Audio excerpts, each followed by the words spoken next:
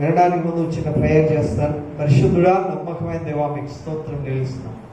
ఈ సమయం, ఈ స్థలం, నీ మాట నాకు, మాకు, మా అందరికీ, కుటుంబాలకు, వ్యక్తిగతంగా పిల్లలకు, నాయన ప్రతి వారికి మేలు కలిగినట్లుగా మీరు మాతో మాట్లాడే దేవా, మీకే స్తోత్రం చెల్లిస్తున్నాం. మీ యొక్క సన్నిధి నా మీద నిలపండి. మీ మాట నా హృదయంలో ఉంచి నా నోటిని ప్రభా మీరు పవిత్రపరిచి మీకు బూరగా వాడుకునండి. ఈ సువర్తమానం వింటున్నటువంటి వారందరిని బట్టి ఈ యూట్యూబ్లో ప్రభా ఈ సాధనంతో వింటున్నవారు అనేకులు ఆపేక్షిస్తున్నటువంటి వాళ్ళందరి కొరకు కూడా ప్రార్థన చేస్తున్నాం.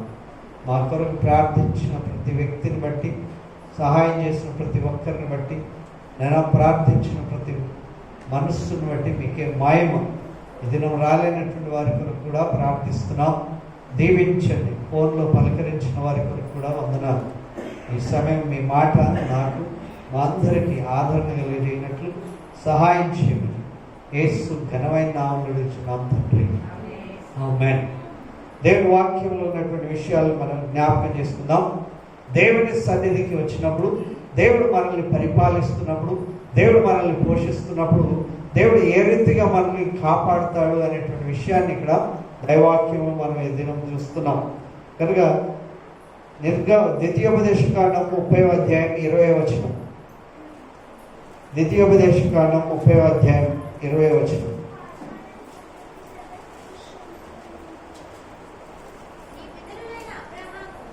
నీ పితరులైన అబ్రహామును, ఇస్సాకు, యాకోబునకు ఆయన ప్రమాణం చేసిన దేశంలో మీరు నివసించినట్లు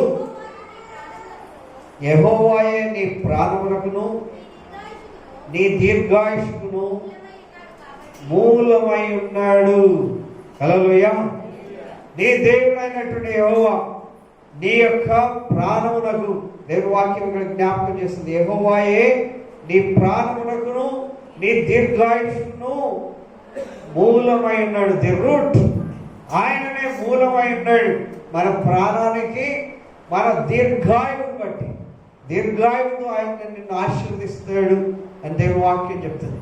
దీర్ఘాయుష్ కలిగిన వాళ్ళు కూడా ఇంకా కొన్ని రోజులు బ్రతికితే బాగుండు అని అనుకుంటారు. 98 ఏళ్ళ అమ్మ మన మధ్యలోకి వచ్చింది, రాలేదు. కానీ వాళ్ళ కొడుకు రతన్ గుర్బానీ అని, వాళ్ళు డైమండ్స్ పనిచేసేవాడు, అమ్ముతారు. వాళ్ళమ్మ 98 ఏళ్ళు బ్రతికి మొన్ననే చనిపోయింది. 98 ఏళ్ళు ఉన్న ఆవిడ కూడా ఇంకా కొంచెం 2 ఏళ్ళు బ్రతికితే బాగుండు అని అనుకుంటారు. దేవుడు దీర్ఘాయువుతో తృప్తిపరిచేవాడు, ఆయన ప్రాణాన్ని కాపాడేవాడు. ఇది అందరినీ స్వస్థపరిచే దేవుడు, దీర్ఘాయువు ఇచ్చేటువంటి దేవుడిని మనం ప్రార్థిస్తున్నాం. మన ప్రాణాన్ని కాపాడేటువంటి దేవుడిని కూడా ప్రార్థిస్తున్నాం. దీర్ఘాయువును మూలమై ఉన్నాడు కాబట్టి నీవు నీ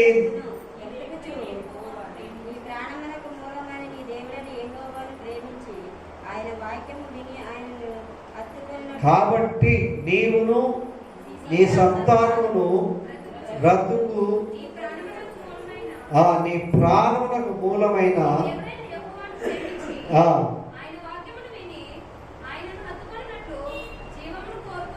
హల్లెలూయా. అనాది కాలంలోనే ద్వితీయోపదేశ కాండంలోనే దేవుడు చెప్పాడు, ఆయన వాక్యమును విని ఏమేనాలి?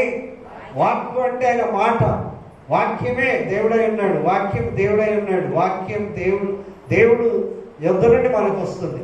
ఈ వాక్కును విని ఎలా ఉండాలంట? ఆయనను హత్తుకొని, ఆయన హత్తుకొనున్నట్లు జీవమును కోరుకునడి, ఆయన హత్తుకున్నట్లు జీవమును కోరుకునడి. పేతురు పత్రిక 3వ అధ్యాయంలో మనం ఈ మాటలు చూస్తాం.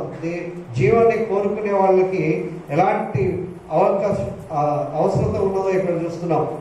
1 పేతురు పత్రిక 3వ అధ్యాయంలో దేవుని వాక్యం ఇక్కడ మనకి జ్ఞాపకం చేస్తున్నటువంటి మాట.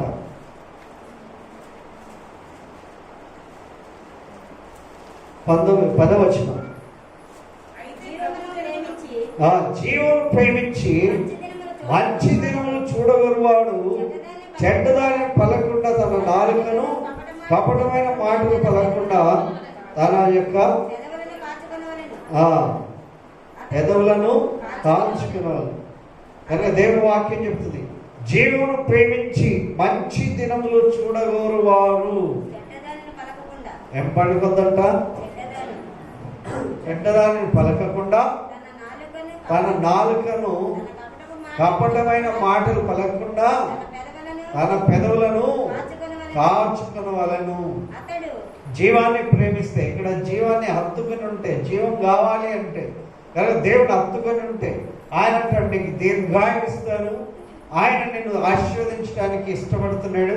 నీ పితరులైనటువంటి వాళ్ళు అబ్రహాం ఇస్సాకులను ఎట్లాగైతే దీవించానో ఆ రీతిగా నేను దీవిస్తాను అని చెప్పి దేవుని వాక్యం జ్ఞాపకం చేస్తా ఉంది. దీర్ఘాయుష్ ఎవరు ఇవ్వాలి? దేవుడే ఇవ్వాలి.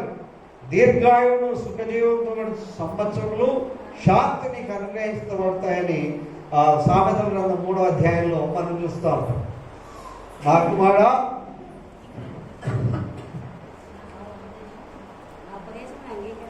చదవండి.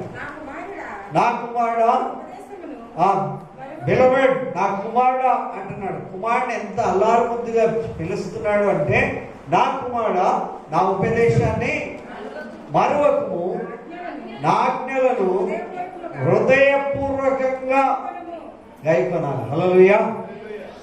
కొన్నిసార్లు మనకి ఇష్టం లేకుండా బలవంతంగా ఉంటాం, కానీ దేవుని వాక్యం చెప్తుంది ఆయన చాలా ప్లీజింగ్ మేనర్స్ తోటి కనుక బిలవడ్ అని పిలుస్తున్నాడు, ప్రియుడా అని చెప్తున్నాడు, నా కుమారుడా అని చెప్తున్నాడు. నా మాటలను హృదయపూర్వకంగా గైకొనుము. తర్వాత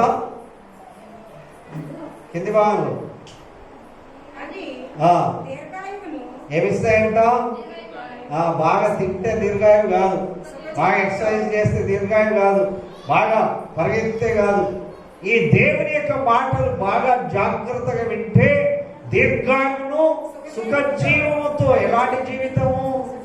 సుఖ జీవితములతో కూడా కలిసి సుఖ జీవంతో కలిసి సంవత్సరములను శాంతి నీకు కలుగజేస్తాయి. హల్లెలూయా. పీస్ ఆఫ్ మైండ్, శాంతి నీకు ఇస్తా ఉండదు. ద పీస్, దేవుడు అంటారు, నా సమాధానం నీకు ఇస్తాను, నా శాంతిని మీకు ఇస్తాను అని చెప్తాడు. దేవుని యొక్క సమాధానం, దేవుని యొక్క శాంతి సమాధానము సుఖ జీవంతో గడిచే సంవత్సరం.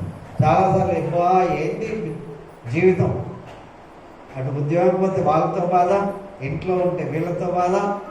మేము స్కూల్లో చదువుకున్నప్పుడు ఒక పాట పాడుతుండే, అందరితోటి బాధలే, ఇంట్లో బాధ, వీధిలో బాధ, అంతటితో బాధ.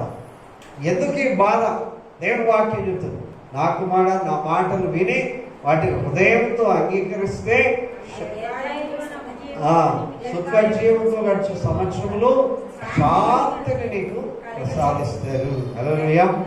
కనుక దేవుని యొక్క మాట వినండి, దేవుని యొక్క వాక్యం వినండి, దేవుని యొక్క మాట ప్రకారం జీవించడానికి మనం ప్రయత్నం చేసినప్పుడు అద్భుతమైనటువంటి విజయాలు దేవుడు మనకు అనుగ్రహిస్తాడు. ఆపదలన్నిటి నుండి తప్పిస్తాడు అని చెప్పి దేవుని వాక్యం మనకు జ్ఞాపకం చేయబడుతుంది. తర్వాత దేవుని వాక్యం మనం చూస్తున్నాం ఏంటంటే నిర్గమకాండం.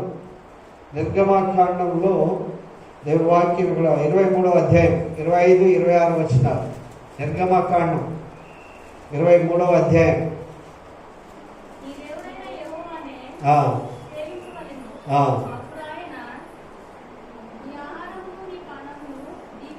హల్లెలూయా. నీ దేవుడైన యెహోవాను సేవింపవలెను. ఇట్ ఈస్ కమాండింగ్, ఇది కమాండ్మెంట్. నీ దేవుడిని మొట్టమొదట ఆయన ఆరాధించాలి, ఆయన సేవించాలి. ఆయన ఆరాధించి ఆయన సేవిస్తే ఏం జరుగుతుందంట? చదవండి నెక్స్ట్. నీ ఆహారమును నీ పానమును దీవిస్తాడు. ఆహారం ఎంతమంది ప్రార్థన చేయకుండా తింటారో నాకైతే తెలియదు, మీకు తెలుసు కదా. నీ గాత్రం నా గాత్రం నీకు స్తోత్రం అని చెప్తా ఉంటారు. ఆయన నీ ఆహారాన్ని దీవిస్తాడు, నీ ప్రాణాన్ని దీవిస్తాడు, నీ పానీయాన్ని, నీ నీటిని కూడా దీవిస్తాడు.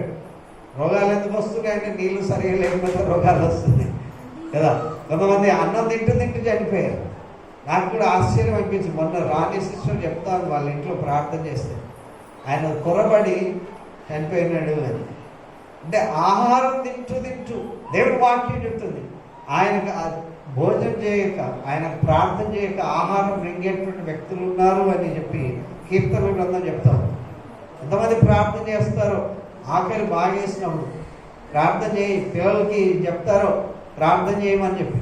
కానీ ప్రార్థన చేయాలి. ఈ ఆహారంని దేవుడు దీవించాలి, ఆయన సేవించాలి. నీ ఆహారం నీకు బలాన్ని ఇస్తుందేమో కానీ దేవుని యొక్క సెలవు లేకుండా బలం రాదు. కనుక దేవుడు వాక్యం చెప్తుంది, నీ ఆహారాన్ని నీ పానీయమును దీవిస్తాడు. తర్వాత ఇంకేం చేస్తాడంట, నీ మధ్యలో ఏ రోగాలున్నా ఆ రోగాలన్నీ తొలగిస్తాడు. హల్లెలూయా.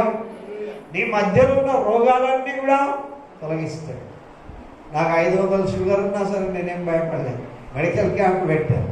నాకు కరోనా వస్తుందని చెప్పి మా పాస్టర్ నుండి మా సౌందర్య ఇంటికే పంపించింది. కరోనా చెక్ చేసేవాడు.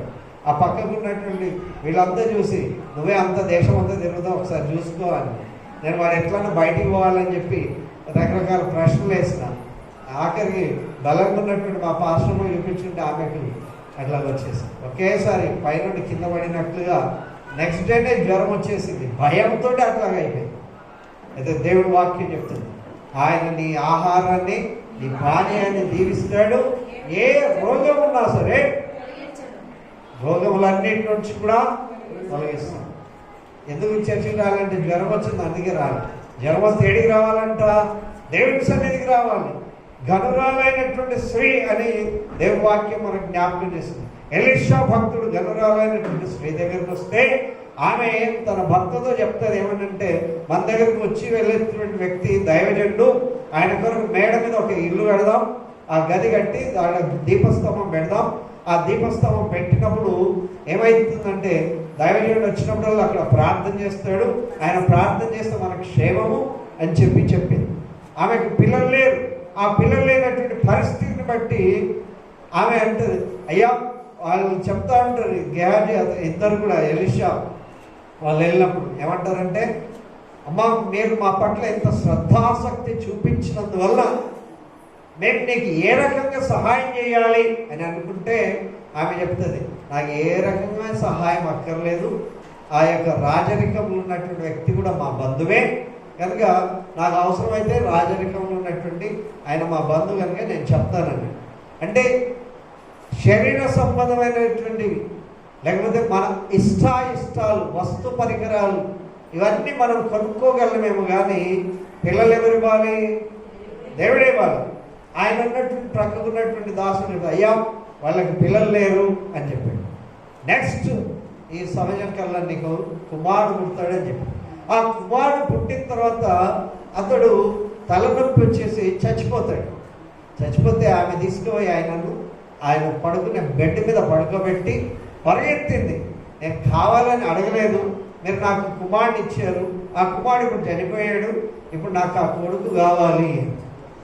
దేవుడు మళ్ళీ ఎలీషా అక్కడికి వచ్చి ఆయన మీద పడి ప్రార్థన చేస్తే అద్భుతంగా స్వస్థపరిచాడు. హల్లెలూయా. మనం పోగొట్టుకున్న మనకు అక్కర్లేనిది కూడా, మనం ఆలోచన లేనిది కూడా దేవుడు ఇవ్వగలడు.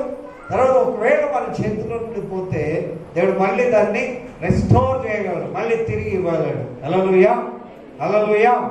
కనుక ఎవరు ఏ ఆపదలు ఉన్నా సరే మొట్టమొదటి ఎవరు గుర్తుకు రావాలి? దేవుడు గుర్తుకు రావాలి. యోహాను సువార్త 5వ అధ్యాయంలో బెతెస్దా అనేటువంటి కోనేరు గలదు, అందులో 5 మంటలు ఉన్నాయి అని దేవుడు వాక్యం చేస్తుంది. బెతెస్దా అనేటువంటి కోనేరు దగ్గర ఎవరు మొట్టమొదటి దిగుతారో అట్టివాడు ఎట్టి వ్యాధిగ్రస్తుడైనా అతడు స్వస్థత పొందుతాడు. హల్లెలూయా. నిర్ణయం ఇది, దేవుని యొక్క నిర్ణయం ఇది. పైనుండి దూత దిగి రావాలి. ఆ దూత దిగి వచ్చిన తర్వాత నీళ్లు కదిలింపబడాలి. ఎక్కడైతే దూత దిగి వస్తుందో అక్కడ ఎట్టి వ్యాధిగ్రస్తుడైనా స్వస్థత పొందుతాడు. హల్లెలూయా. బెతెస్దా అనేటువంటి పదానికి అర్థం ఏంటంటే కరుణాగృహము. కరుణ, దేవుని యొక్క కరుణ గృహం అది. ఈ కరుణ గృహంలో కూడా మనం దేవుని యొక్క సన్నిధిని ఆపేక్షించి మొట్టమొదటిగా ఎవరు వస్తే వాళ్ళు ఎట్లా స్వస్థత పొందారో మన హృదయంలో దేవుని యొక్క సన్నిధికి వెళ్ళాలి అనేటువంటి భావం కలగాలి. హల్లెలూయా, హల్లెలూయా. నీ దేవుడైన యెహోవా మాట శ్రద్ధగా వినాలి. నీ యొక్క రోగం లేవి నీ దరిదాపులకు రాకుండా ఉంటాయి. నీ ఆహారం దేవుడు దీవిస్తాడు, నీ పానీయం దేవుడు దీవిస్తాడు, ఏ రోగములు నీ దగ్గరికి రాకుండా చేస్తాడు. హల్లెలూయా. 38 ఏళ్ళ నుండి వాడు ఉన్నాడు అక్కడ. ఆయన ఎవరు చెప్పినా వింటాడా? ఎవరు చెప్పినా విన్నాడు. ఆయన సైట్ సీయింగ్ లేకపోతే గైడ్ లాగా పనిచేస్తాడేమో. గైడ్ లాగా విశాఖపట్నం బీచ్ సైడ్ పోతే అక్కడ గైడ్లు ఉంటారు. తర్వాత వేరే వేరే దర్శనీయ స్థలాలకు వెళ్తే అక్కడ గైడ్స్ ఉంటారు. కనుక ఆ బెతెస్దా స్థలంలో ఈరోజు దూత ఎక్కడ దిగుతుందంటే ఈయనకు బాగా తెలుసు. రేపు దూత ఎక్కడ దిగుతుందంటే ఆయనకు బాగా తెలుసు. ఎల్లుండి ఎక్కడ దిగుతుంది. ఈ 7 రోజులు కూడా ఈ రోజు దూత ఎక్కడ దిగుతుంది అని అంటే ఆయన సీనియర్ మోస్ట్ పర్సన్ అక్కడ కనుక ఆయన అనొచ్చు ఇక్కడ దిగుతుంది ఇక్కడ. అయితే యేసు ప్రభు ఆయన దగ్గరికి వచ్చాడు. హల్లెలూయా. యేసు ప్రభు ఆయన దగ్గరికి వచ్చాడు. అసలు నువ్వు స్వస్థపడగోరుచున్నావా అని అడిగాడు. హల్లెలూయా. ఎంటర్టైన్మెంట్ లాగా అయిపోయిందేమో, లేకపోతే 38 ఏళ్ళ నుండి సీనియర్ సిటిజన్ లాగా అయిపోయాడేమో. కనుక దేవుని యొక్క వాక్యం చెప్తుంది, నీకు స్వస్థపడగోరుచున్నావా? నువ్వు లేచి నీ పరిగెత్తుకొని నడుము అని వారితో చెప్తే వాడు దిక్కులు పిక్కెట్టినట్లుగా శబ్దాలు విని తాను పరిగెత్తుకొని నడిచాడు. హల్లెలూయా. హల్లెలూయా. ఏ పాపం ఉన్నదో అక్కడ చెప్పలేదు, కానీ ఇకను నువ్వు పాపం చేయకు అని చెప్పాడు. అంటే ఈయన అక్కడే పడినటువంటి వ్యక్తి కాదు. ఆయన నేను వచ్చినంతలో అంటాడు, నేను వచ్చినంతలో మరొకడు వచ్చాడు అంటాడు. అంటే ఈయన చూసేవాడు, ఆయన కాలకృత్యాలన్నీ తీర్చుకుంటున్నాడు, పనులన్నీ చేస్తున్నాడు. కానీ నడిచేవాడు, ఆయన కుంటివాడు కూడా కాదు. మనకి ఎప్పుడో సండే స్కూల్లో చెప్పారు పక్షవాతం కలిగినటువంటి వ్యక్తి. పక్షవాతం కలిగినటువంటి వ్యక్తి అని కూడా అక్కడ లేదు. కనుక ఇదిగో స్వస్థత పొందితే కనుక మరీ పాపం చేయకమని చెప్పి దేవాలయంలోకి వచ్చినప్పుడు చెప్పాడు. హల్లెలూయా. కనుక మనం దేవుని యొక్క సన్నిధిలోనికి ఎప్పుడైతే వస్తామో మన రోగములన్నీ కూడా కటాపంచలైపోతాయి. హల్లెలూయా. దేవుని యొక్క సన్నిధిలో అద్భుతమైనటువంటి దేవుని యొక్క శక్తి మనం కలిగి ఉంటాం ప్రియులారా. ఐగుప్తీలో కలిగిన రోగములలో ఏది నీకు రాదు అని చెప్పాడు. ఇక్కడ కూడా నీ రోగాలు, నీ ఆహారాన్ని ఆయన దీవిస్తానని చెప్పాడు. మరొకసారి చదువుదాం నిర్గమకాండం 20. నీ దేవుడైన యెహోవాను సేవింపవలను, అప్పుడు ఆయన నీ ఆహారం నీ పానమును దీవించును, నేను నీ మధ్య నుండి రోగమును తొలగించుతాను. వాక్యం నమ్మాలి. వాక్యం యథార్థం, సత్యం. వాక్యాన్ని ఎప్పుడైతే మనం నమ్ముతామో మనలో నుండి రోగాలు బయటికి వెళ్ళిపోతాయి. హల్లెలూయా. దేవుని శక్తి మనలోనికి వస్తుంది. ఆయన ఉన్నాడు, ఆయన ఉన్నాడు కనుక ఆయన మాటలు. ఇంకా తర్వాత చదవండి. ఇంకేముందంట? కడుపు దిగబడినది గొడ్డిది నీ దేశంలో ఉండదు. హల్లెలూయా. అంటే ఫలింపనటువంటిది ఉండదు, ఫలింపనటువంటి స్త్రీ ఉండదు, ఫలింపనటువంటి వ్యక్తి ఉండడు. కనుక కడుపు మధ్యలో వెళ్ళిపోతుంటది. అట్లా వెళ్ళిపోకుండా ఉండే వాళ్ళని దేవుడు చేస్తాడంట. తర్వాత దేవుడి వాక్యంలో అందరి కొరకు అన్ని విషయాల కొరకు రాయబడి ఉన్నాయి. ఇవన్నీ కూడా మనం జ్ఞాపకం చేసుకోవాలి. నీ దేవుడైన యెహోవాను నువ్వు సేవిస్తే కడుపు దిగబడడం అనేది ఉండదు, గొడ్డుదు ఉండదు. ఇంకా నీ దినముల లెక్క సంపూర్తి. ఎంత కాలం బ్రతకాలో నా దినములలో అన్ని రోజులు కూడా ఆయన సంపూర్తిగా మనకిస్తాడు. హల్లెలూయా. పెళ్ళైన వెంటనే అనుకుంటారు ఇక 3 నెలలు అయితే ఏమైనా విశేషమా, 6 నెలలు అయితే ఏమైంది, 9 నెలలు అయితే ఎప్పుడు అని అడుగుతూ ఉంటారు. అది నాకు అర్థం కాలేదు కొన్ని సంవత్సరాలు. ఏంటి అడుగుతున్నారు అట్లా అంటే ఏం లేదులే అని చెప్పి మా పాస్టర్ అని.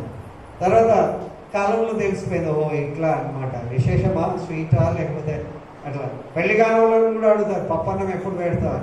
ఏంటి పప్పన్నం ఏంటి, వాళ్ళు మటన్ అన్నం తింటే పప్పన్నం ఏంటంటే. అలాంటి పరిస్థితులు కొన్ని సందర్భాల్లో అలా కనబడుతుంటే దేవుడు నీ యొక్క ఎంత కాలం బ్రతకాలో అంతకాలం సుఖజీవంతో గడిచిన సంవత్సరాలు శాంతిని దేవుడు నీకు అనుగ్రహిస్తాడు. హల్లెలూయా, హల్లెలూయా.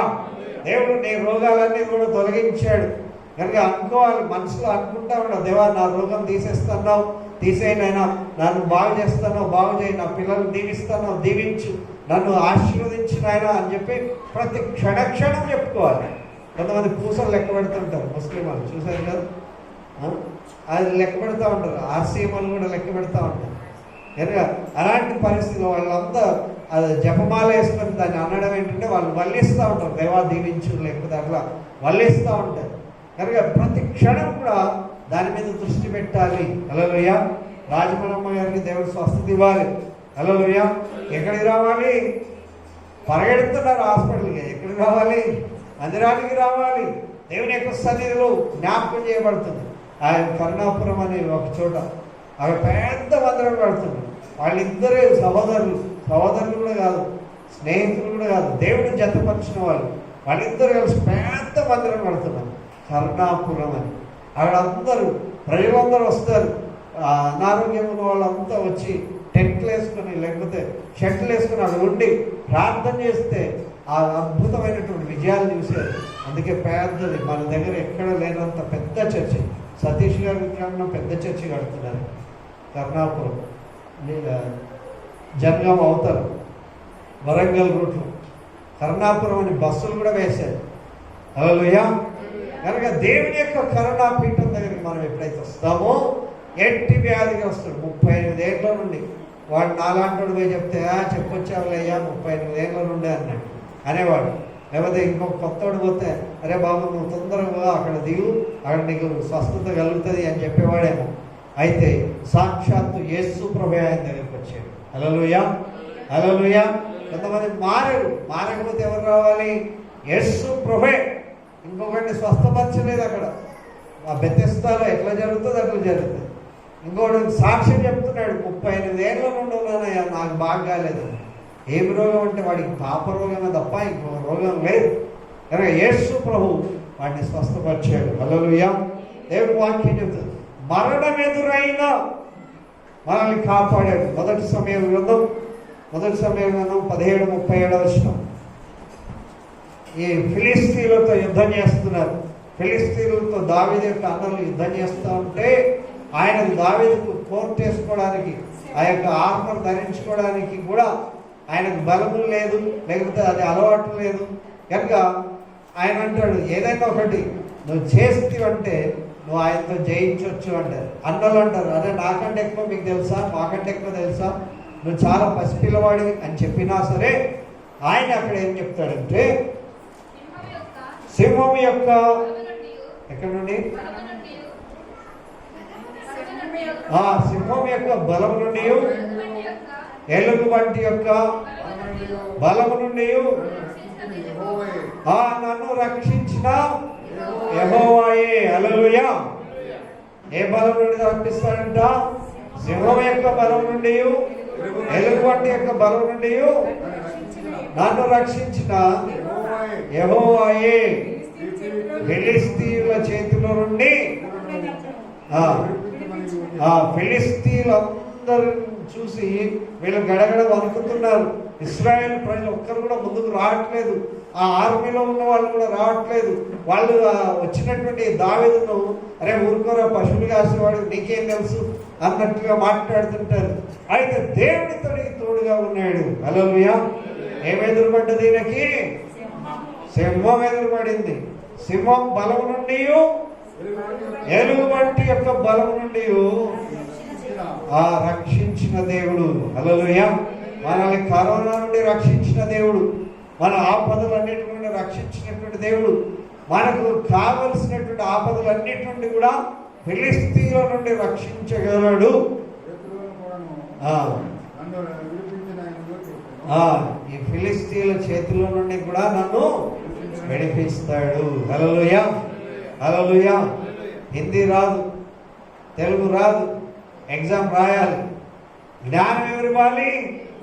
దేవుడు ఇవ్వాలి. బుద్ధి జ్ఞాన సర్వ సంపదలు ఆయన గుప్తంలో అయినాయి. హల్లెలూయా. ట్యూషన్ పోయినా రాదు, రాత్రి పగలు చదివినా రాదు. ఇక రాదు అంటే రాజు బతికే. రాదు అనేటువంటి పదం కాక నాకు తెలియదు అన్నట్లుగా లేకుండా ఉండాలి అంటే సకల విద్య ప్రావీణ్యత కలిగినటువంటి దేవుడు దానియేలుకి ఎలాగైతే తోడు ఉన్నాడో మనకు తోడుగా ఉంటాడు. హల్లెలూయా, హల్లెలూయా. దేవుని ప్రజలు ఎప్పుడు దేవుడు తలగా పెడతాడు కానీ తొక్కగా పెట్టాడు. నువ్వు పైవాడుగా ఉంటావు కానీ కిందివాడుగా ఉండవు. దేవుడు ఆశీర్వదిస్తాడు. హల్లెలూయా. ఏమేమి ఇస్తాడంట? అన్నాన్ని ఆశీర్వదిస్తాడు, ప్రాణి. అన్నం కొరకు ప్రార్థన చేస్తున్నాం కానీ టీ ఇస్తే ప్రార్థన చేస్తామా? టీ ఇస్తే కూడా ప్రార్థన. కొన్ని సంగతులు మనం చాలా నేర్చుకోవాలి. ప్రార్థన అనేటువంటిది చాలా ప్రాముఖ్యం. వాళ్ళని ఆశీర్వదించగలిగినటువంటి దేవుడు మనల్ని దీవిస్తున్నాడు. దేవుడు మనల్ని సమకూరుస్తాడు. కనుక కీర్తన 91:13 ఏం చెప్తుందంటే, నీవు సింహములను నాగుపాములను అనగనొక్కెదవు, భుజంగములను అనగనొక్కెదవు.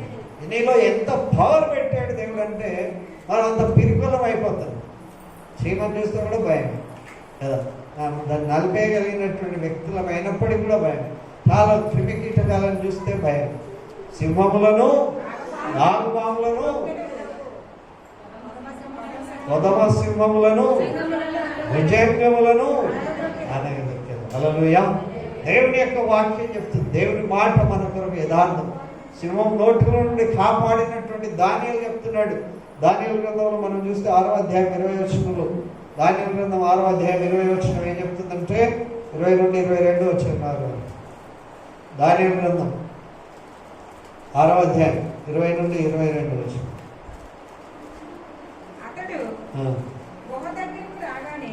రాజు గుహ దగ్గరికి వచ్చిన వెంటనే దుఃఖస్వరం. ఎవరికి దుఃఖం ఉంది? రాజుకు దుఃఖం ఉన్నది. ఇక్కడ దానియేలును సింహంలో వేసారు.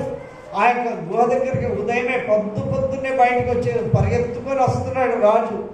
ఆ దుఃఖస్వరంతో దానియేలుతో అంటున్నాడు ఏమనంటే, దానియేలు అని పిలిచి, జీవము గల దేవుని సేవకుడైన దానియేలు, నిత్యము నీవు సేవించుచున్న దేవుడు నిన్ను రక్షింపగలిగినా అని అతన్ని అడిగాను. హల్లెలూయా. ఒకవేళ దానియేలు ఏమైనాడో తెలియదు. తెలియకుండానే ఆయన అనుకోవచ్చు దానియేలు కుక్కలు చింపేసినట్లుగా దానియేలు శరీరాన్ని చింపేసాయేమో అని అనుకున్నాడు. కానీ రాజు కూడా దానియేలు మీద మంచి అభావమైనటువంటి ప్రేమ, భక్తి, విశ్వాసం ఉన్నది. దేవుని యొక్క గొప్ప సేవకుడు అని చెప్పి కనుక నిత్యము నీవు సేవించున్న దేవుడు నిన్ను రక్షింపగలిగినా. హల్లెలూయా. కనుక ఆయన సమాధిలో నుండి, లేకపోతే ఆ యొక్క మరణ కూపంలో నుండి, ఆ బోర్లో నుండి ఒక స్వరం వినబడుతుంది, రాజు చిరంజీవి అగుగాక. హల్లెలూయా. దేవుని దాసుడు ఏమని చెప్తున్నాడు? రాజు చిరంజీవి అగుగాక. నేను నా దేవుని దృష్టికి నిర్దోషిగా కనబడుతుంది కనుక ఆయన తన దూతను పంపించి సింహములు నాకే హాని చేయకుండా వాటి నోట్లో నుండి నన్ను తప్పించాడు. సింహం నోరు మూస్తే ఈయన బ్రతుకు అవుతాయి. దేనిలో ఒక సింహం పట్టేసుకుందేమో, ఆ నోట్లో నుండి ఈయన బయటికి లాగేస్తాం. హల్లెలూయా. దావీదుతో చెప్తాడు సింహం బలం నుండి తప్పించాడు. దానియేలుతో చెప్తాడు సింహం నోట్లో నుండి తప్పించాడు. Hallelujah. So our god is a protecting god. ఆయన మనల్ని కాపాడే దేవుడు. ఆయన దగ్గరకు మనం వస్తే, ఆయన వాక్యం నిదానించి ధ్యానం చేస్తే ఆయన అంటాడు, నేను నిన్ను దీవిస్తాను, నీ జీవిత కాలం అంతటికి సరిపోయిన దినములన్నింటినీ దీవిస్తాను, దీర్ఘాయువు ఇస్తాను, సుఖజీవంతో గడిచే సంవత్సరాలు శాంతి నీకు అనుగ్రహిస్తాను.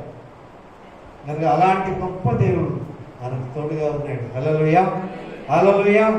ఆ సింహం నోట్లో నుండి తప్పిస్తాడు. నాకు ఇది చదివినప్పుడు ఆశ, సింహం వచ్చి అక్కడ కూర్చున్నదేమో అనుకున్నాం చాలాసార్లు, కానీ ఇక్కడ సింహం నోట్లో నుండి అది తెలుస్తుంటే ఇట్లా మా సౌందర్యం. మేము చిన్న పిల్ల ఉన్నప్పుడు జస్టి అందుతున్నప్పుడు అర్చందేవన్ చిన్న ఉండే సైకిల్ మీద కూర్చోబెట్టుకొని మన చర్చి నుంచి హైదరాబాద్కి తీసుకొస్తుండే.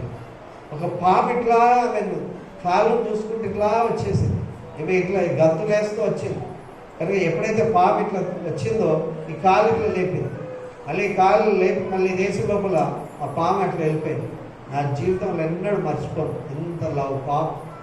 నేను అరిస్తే ఈమె ఏడ భయపడిపోతుందో అని చెప్పి నేను అప్పుడు సైకిల్ మీద వీళ్ళిద్దరిని వచ్చింది కూర్చోబెట్టుకొని తీసుకొస్తుంటే ఆ అమ్మాయి ముందు పరిగెడుతూ అట్లా ఎగురుతూ గంతులు వేస్తూ వెళ్తే ఆ పాము అట్లా వెళ్ళాను. అలా దేవుడు ఎన్నో సమస్యల నుండి మనం తప్పిస్తాడు. సింహం నోట్లో తలబెట్టినా సరే దానిలో తప్పిస్తాడు. హల్లెలూయా. మన దేవుడు సమర్థుడు అని చెప్పి దేవుని వాక్యం ఇక్కడ మనకి జ్ఞాపకం చేస్తుంది పిల్లలు. కీర్తన 57:3-4 వచనాలు. కీర్తన 57:3-4 వచనాలు.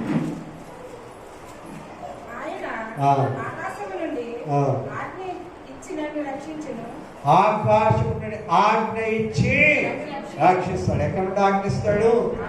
ఆకాశం నుండి ఆజ్ఞ ఇస్తాడు. ఆయన నా ప్రియ కుమారుడు, ఆయన నా బిడ్డ, ఆయన నా సహోదరుడు. ఆయన ప్రార్థన చేస్తున్నాడు కనుక ఆకాశం నుండి ఆజ్ఞ ఇచ్చేటువంటి దేవుడు మనకున్నాడు. హల్లెలూయా. ఆకాశం నుండి మాటలు వినబడితే ఎవరికైనా ఏం పడాలి కదా? భయం ఉండాలి కదా. ఆకాశం నుండి ఆజ్ఞ వచ్చిందంటే అలా దేవుడి వాక్యం ఇక్కడ మనకి జ్ఞాపకం చేస్తున్నటువంటి మాట. దేవుడి వాక్యం ఇక్కడ చదవండి 3-4. నన్ను మృంగగోరు వారు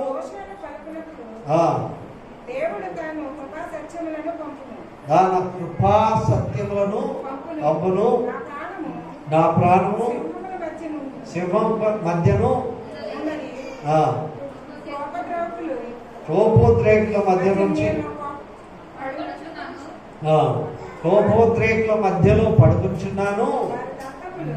వారి దంతములు శూలములని కత్తి, ఖడ్గము, సింహము ఇవన్నీ కూడా దేవుడు వాక్యం క్రూరమైనటువంటి వ్యక్తిత్వం కలిగినటువంటి మధ్యలో ఉన్నప్పటికీ కూడా దేవుడు ఆకాశం నుండి ఆజ్ఞయిస్తున్నాడంట. హల్లెలూయా. వీళ్ళంతా రౌడీలను నేను ఎట్లా పోవాలి అంటే దేవుడు అద్భుతంగా కార్యం చేస్తూ ఉంటాడు. కనుక అన్ని విషయాల్లో దేవుడు మనకు సహాయం చేస్తాడని చెప్పి దేవుడు వాక్యం చెప్తున్నది పిల్లారా. తర్వాత కీర్తన 147:14 వచనం. కీర్తన 147:14 వచనం. కీర్తన 147:14. నీ సరిహద్దులలో సమాధానం కలగజేయవాడు ఆయనే. హల్లెలూయా. నీ సరిహద్దులు ఏముండాలి? సమాధానం ఉండాలి. సమాధానం లేకుండా బిర్యానీ తిన్నా వ్యర్థమే కదా. సమాధానం లేకుండా దేవుడి వాక్యం సామెత గ్రంథంలో చెప్తుంది. రొట్టె ముక్క తిని పడి ఉండటం మేలంట. మేడ మీద ఒక రొట్టె ముక్క తిని పడి ఉండటం మేలు. రోజు రుచిగల పదార్థం తిన్నాడు కనుక సమాధానం కలిగి ఉండాలి. నీ సరిహద్దులలో సమాధానం కలిగజేసేవాడు అతడే. నిజంగా సమాధానం ఉన్నదా? నిజంగా దేవుని యొక్క వాక్యం మనకి. తర్వాత ఎలాంటి గోధుమలు అంట? శ్రేష్టమైన గోధుమలు, మంచి గోధుమలతో నేను తృప్తిపరచువాడు ఆయనే. పిల్స్బరీ ఆట కదా, పిల్స్బరీ ఆట త్వరగా పొంగుతాయంట కదా, పూరీలు చేస్తే చాలా బాగుంటాయి. పిల్స్బరీ ఆట కన్నా శ్రేష్టం అనమాట కదా. ఇంకా రకరకాల ఆటలు వచ్చాయి. ఆశీర్వాద ఆట నా పేరు మీద కూడా పెట్టేశాను. ఎంత దేవుని వాక్యం ఏంటి? వాటికన్నా శ్రేష్టమైనటువంటి మంచి గోధుమలతో నేను తృప్తిపరచువాడు ఆయనే. భూమికి మీరు మీ పొలాల్లో మంచి పంటలు పండాలని భూమికి ఆజ్ఞ ఇచ్చేవాడు కూడా ఆయనే.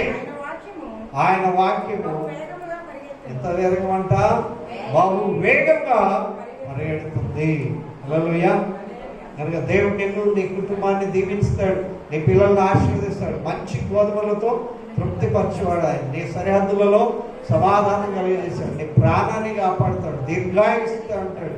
కనుక శ్రేష్టమైనటువంటి ప్రతి ఆపద నుండి తప్పించి, అనారోగ్యం నుండి తప్పించి దీవెనకరంగా చేసేటువంటి ప్రభువును మనం ఆరాధిస్తున్నాం. హల్లెలూయా, హల్లెలూయా. కనుక దేవుడు మనల్ని దీవించేటువంటి అన్ని విధాలుగా అన్ని రకాలుగా బలం నాది అని ఒకడు అనుకుంటే ఆడికి 2 సార్లు వినబడిందంట, రీస్ సౌండ్. దేవుడు అన్నాడు నాది అన్నాడు. కనుక బలం కొంతమంది బాగా తింటారు కానీ ఇట్లానే ఉంటుంది, కొంతమంది అసలే తినరు కానీ వాళ్ళు మంచిగా బలంగా ఉంటారు. అయితే బలం ఎవరు ఇవ్వాలి? దేవుడు ఇవ్వాలి. జ్ఞానం ఎవరు ఇవ్వాలి? దేవుడు ఇవ్వాలి. బలం కనబడుతుందా? బలం అని జ్ఞానం కూడా కనబడుతుందా? జ్ఞానం ఎంత ఉందని చెప్పి. కనుక మనం బయటికి చెప్పుకోలేనటువంటి దీవెనలన్నీ కూడా దేవుడు మనకు అనుగ్రహిస్తున్నాడు. హల్లెలూయా. ప్రాణవాయువు అంటే ఏందో తెలియలేదు. ప్రాణవాయువు అంటే కరోనా వచ్చిన తర్వాత ఆ సిలిండర్ విలువ తెలుసు. ఆ సిలిండర్ ఆ ఏడ నింపుతారో కూడా తెలియదు, తర్వాత తెలిసిపోయింది. ఆ ప్రాణవాయువుకు అన్ని గ్యాస్ల కన్నా విలువ. హల్లెలూయా. హాస్పిటల్లో పండగ చేసుకున్నారు. అంబులెన్స్ వాళ్ళు ఆ గ్యాస్ ఉన్నటువంటిది సిలిండర్ ఉన్నటువంటి అంబులెన్స్ పెట్టి చాలా డబ్బులు బాగా సంపాదించుకున్నారు. దేవుడు కనుక ఒక్కసారి ఒక 5 నిమిషాలు ప్రాణవాయువు ఆపేసాడు అనుకో ఎట్లుంటుంది? బలం ఉన్నోడైనా సరే. కనుక దేవుని వాక్యం చెప్తుంది, దేవుని యొక్క విలువ తెలుసుకోవాలి పిల్లలు.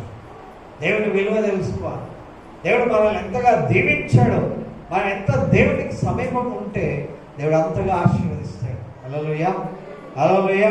దేవుడు మనల్ని మన పిల్లల్ని ఆశీర్వదిస్తాడు. నేను నీ పిల్లల్ని వృద్ధిపరుస్తానంటే, నీ పిల్లల్ని పోషిస్తానంటే, నీ పిల్లలను బాధ్యత నేను తీసుకుంటా అంటే.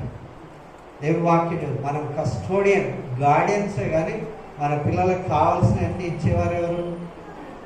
కొంచెం ఎక్కువ ఏదైనా తాగిపించామనుకో వామిటింగ్ చేస్తాం, ఇది వాళ్ళు పడతలేదని ఆ వంటకమే మానేస్తాం కదా. కొంచెం ఏదైనా గొంతులు పడింది అనుకో, చేప ముళ్ళు పైకి కొంచెం గుచ్చుకుంది అనుకోండి, చేపల పిల్లలకి తినిపించారు ఎందుకంటే ముళ్ళు ఏదైనా పైకి గుచ్చుకుంటుంది. కనుక వాళ్ళని అల్లారు ముందే చూస్తే ఏదో సన్నటి ముళ్ళు పోయిందనుకో అంత పరిస్థితి. కనుక దేవుని వాక్యం మనం చాలా డెలికేట్. ఆయన మనల్ని చాలా క్షేమస్థితిలో కాపాడుతాడు. ఆయనకు మనం హృదయం సమర్పిస్తే దేవుడు గొప్ప కార్యాలు మన జీవితంలో చేస్తాడు. హల్లెలూయా. యేసు ప్రభు వలన ఈ అద్భుతమైన కార్యాలు మనం చూస్తాం. దేవుడి ఈ దినాన్ని మనకిచ్చినందుకు దేవునికి వందనాలు. కనుక దేవుడు మిమ్మల్ని మీ పిల్లల్ని అన్నం తింటప్పుడు ఏం చేయాలి? వేడిగుందని చల్లార్చాలా? కొంతమంది వేడిగుందని చల్లార్చడం కాదు, ఏం చేయాలి? ప్రార్థన చేయాలి. ప్రార్థన చేస్తే వాళ్ళు అద్భుతంగా దీవించబడుతుంది. మన పిల్లలకి ప్రార్థన నేర్పించాలి. మనం కూడా దేవుని వాక్యం దీర్ఘాయువు కావాలంటే ఏం చేయాలంట? ద్వితీయోపదేశకాలంలో ఏం చూసాం? ఆయన వాక్యాన్ని చదవాలి. తర్వాత దీర్ఘాయువుతో దేవుడు మనల్ని ఆశీర్వదిస్తాడు. హల్లెలూయా. కనుక మన చర్చిలో స్వస్థత పొందేటువంటి వ్యక్తులుగా చూడాలి అనేటువంటి ఆశ, ప్రార్థన. ప్రతి ఒక్కరు సమాధానంతో దీవింపబడాలి, దేవుని యొక్క సముఖంలో వర్ధిల్లాలి. మనల్ని కాపాడుతున్న అన్ని విధాల వాతావరణం నుండి కాపాడుతున్నాడు. పాముల నుండి, తేళ్ల నుండి కాపాడుతూ ఉన్నాడు. రకరకాల క్రూర మృగాల నుండి కాపాడుతున్నాడు. సింహం బలం నుండి తప్పించేవాడు, సింహం నోటి నుండి కూడా తప్పించేవాడు, అన్ని విష సర్పాల నుండి తప్పించేవాడు. కనుక దేవుడి వాక్యం ఆఖరిని మనం చూస్తాం ఏంటంటే 97వ కీర్తనలో అతను నన్ను ప్రేమిస్తున్నాడు కనుక నేను అతన్ని తప్పిస్తాను. ఎందుకు తప్పిస్తాడు అంటే అతన్ని ప్రేమిస్తున్నాం కనుక అతను తప్పిస్తాడు. నా దీర్ఘాయువుతో ఆయన తృప్తిపరుస్తాడు. నా రక్షణ అతనికి, ఆ రక్షకుడు అయినటువంటి ప్రభువు మనం హృదయపూర్వకంగా ప్రభుకు సమర్పించుకుంటే నేను మనల్ని ఆశీర్వదిస్తాడు. ప్రార్థన చేసుకుందాం. మహోన్నతుడైన దేవా, మీకు స్తోత్రం చెల్లిస్తున్నాం. ఈ దినం మీ స్థలంలో ప్రభా నా అక్కర్లన్నీ తీర్చేదేవుడు, నా అక్కరు ప్రభా మీ వాక్కును పంపించి నన్ను స్వస్థపరిచి అనేకులకు స్వస్థత ఇచ్చేదేవా, ఆరోగ్యం ఇచ్చేదేవా, కాపాడేదేవా, ఆహారాన్ని దీవించేదేవా అయ్యా, ప్రతి క్షణం కూడా ప్రతి విషయంలో మీ సన్నిధి మాకు అనుగ్రహిస్తున్నందుకు వందనాలు. మీ మందిర ఆవరణలో ప్రభా మీరు మమ్మల్ని ఆశీర్వదిస్తున్నందుకు వందనాలు. మీ మాట విని ఆ ప్రకారం చేసినట్లయితే ప్రభా సుఖజీవంతో గడిచిన సంవత్సరాలు శాంతిని కలిగజేస్తానని చెప్పారు. హృదయవాంఛను తీరుస్తానన్నారు, పిల్లల్ని ఆశీర్వదిస్తానన్నారు. మంచి గోధుమలతో తృప్తిపరుస్తానన్నారు. అయ్యా మీ యొక్క సరిహద్దుల్లో సమాధానం కలుగజేస్తానని చెప్పారు. ప్రతి ఇంట్లో ప్రతి వ్యక్తితో మీ యొక్క అద్భుతమైన సన్నిధిని అనుగ్రహించి వర్ధిల్ల చేయమని యేసు ఘనమైన నామములో అడుగుచున్నాం తండ్రి, ఆమేన్. సమయంలో మన యొక్క కానుకలు సమర్పిద్దాం. కృతజ్ఞతార్పణలు, ప్రథమ ఫలములు అంటే సమర్పించాల్సిందిగా కోరుతున్నాం. వారంలో ఏదైనా ప్రార్థన అవసరం ఉంటే చెప్పండి. రేపే కదా 1వ నవంబర్ రేపటి దినం సాయంత్రం 7 గంటలకి మెషర్ గారి పూర్ణ గారి గృహంలో ప్రార్థన ఉంటుంది. దయచేసి అందరూ రావాల్సిందిగా మనవి చేస్తా ఉన్నాను. అనారోగ్యం ఉన్న వారి కొరకు అందరం కూడా ప్రార్థన చేయాలి. తర్వాత రక్షణ లేని వారి కొరకు ప్రార్థన చేయాలి. అందరం కూడా ప్రార్థనలో దేవుని నామాన్ని ఘనపరచాలని కోరుతున్నాం. పరిశుద్ధుడా, నమ్మకమైన దేవా, మీకు స్తోత్రం. మీరు మా పట్ల చూపిస్తున్న ప్రతి విధమైన ఆసక్తిని బట్టి ఉన్నారు. మీ అద్భుతాలతో మమ్మల్ని దీవిస్తూ మీరు ఉన్నారు. మా దుఃఖ కాలంలో మీరున్నారు. మా సంతోష సమయంలో మాతో కూడా ఆనందిస్తున్నారు. ప్రభా, మా కలిగే ప్రతి భయములన్నింటిలో నుండి తప్పిస్తున్నారు. అందుని బట్టి మీకు స్తోత్రం నిలుస్తున్నాం నాయన. ఈ సమయంలో ప్రభా, మీ సన్నిధిలో సమర్పించినటువంటి కానుకల కొరకు ప్రార్థిస్తున్నాం. సంతోషంతో ఇచ్చేవాడిని ఎంతో ఉత్సాహంతో ప్రభా మీరు దీవిస్తున్నారు. అందుకు స్తోత్రం నిలుస్తున్నాం. ఆశీర్వదించి ఫలింప చేయండి. శామ్యుల్ సుధీర్ కొరకు ప్రార్థిస్తున్నాం. తనకి ఇవ్వబడినటువంటి ప్రభా ఉద్యోగాన్ని బట్టి సమర్పించినటువంటి కానుకను బట్టి మీకు వందనాలు. అతన్ని నూరంతలో దీవించి ప్రభా వేయంతలో సంతృప్తితో నెల ప్రభు వల్ల కలిగినటువంటి ఆ యొక్క పనికి నెల ప్రతిఫలం పుచ్చుకుంటుండగా ఇది అతని యథార్థతను బట్టి, నమ్మకత్వాన్ని బట్టి, డెడికేషన్ బట్టి మీకు స్తోత్రం. దీవించండి. త్రివేణి కొరకు ప్రార్థిస్తున్నాం. బిడ్డ కూడా ప్రభా తన కానుకను సమర్పించి ఉంటుండగా గూగుల్ పే ద్వారా ఆ బిడ్డ జీవితంలో మీరు చేసిన కార్యం అందరిని బట్టి వందనాలు. ఆశీర్వదించండి నేను. ఇది ఈ స్థలంలో సమర్పించిన ప్రతి కానుకను నూరంతలుగా మీరు వాడుకోనండి. ఇది ప్రభు పరిచర్య కొరకు, ప్రభు పని కొరకని ఇది చేసిన ప్రతి ఒక్కరు ప్రభా నూరంతలు మీరు అనుగ్రహిస్తారని చెప్పారు. మంచి గోధుమలతో తృప్తిపరచారు. వారి సరిహద్దుల్లో సమాధానం కలిగజేయండి ప్రభా. మంచి బల, జ్ఞాన, ఆరోగ్యం తండ్రి మీరు అనుగ్రహించమని వేడుకుంటున్నాం. దీవించండి. దూర ప్రాంతాల నుండి వచ్చిన వారి కొరకు ప్రభా, రాలేనటువంటి వారి కొరకు, అనారోగ్యం ఉన్నటువంటి రాజమణి అమ్మ గారు ప్రభా వారి కుటుంబం కొరకు, మికాయల్ పద్మ గారు వారి పిల్లల కొరకు కూడా ప్రార్థన చేస్తున్నాం. సహాయం చేయండి. అయితే పాస్టర్ గారికి ఇచ్చిన ఆరోగ్యాన్ని బట్టి స్తోత్రం. ఆశీర్వదించండి. ఇంకా ఎవరైతే ఆపదలో ఉన్నారో వారందరి కొరకు ప్రార్థన చేస్తున్నాం. నేను మమ్మల్ని ప్రేమించి మా కొరకు ప్రార్థిస్తున్న ప్రతి ఒక్కరికి మరొకసారి మీ నామ పేరిట ప్రభా ఇది మీకే మహిమ చెల్లిస్తున్నాం. సహాయం చేయండి. రేపటి దినం అందరం కూడా కలిసి ఇదో ప్రభా మేషర్ గారు పూర్ణ గారి గృహంలో 7 గంటలకు కూడుకొని ప్రార్థించడానికి సహాయం చేయండి. యేసు ఈ సమయం అంతటి మీ చేతికి సమర్పిస్తూ వేడుకుంటున్నాం తండ్రి. ఆమేన్. పరలోకమందున్న మా తండ్రి, మీ నామం పరిశుద్ధపరచుగాక, మీ రాజ్యం మాకు వచ్చుగాక, మీ చిత్తం పరలోకమందు నెరవేరినట్లు భూమి అందు నెరవేరుగాక.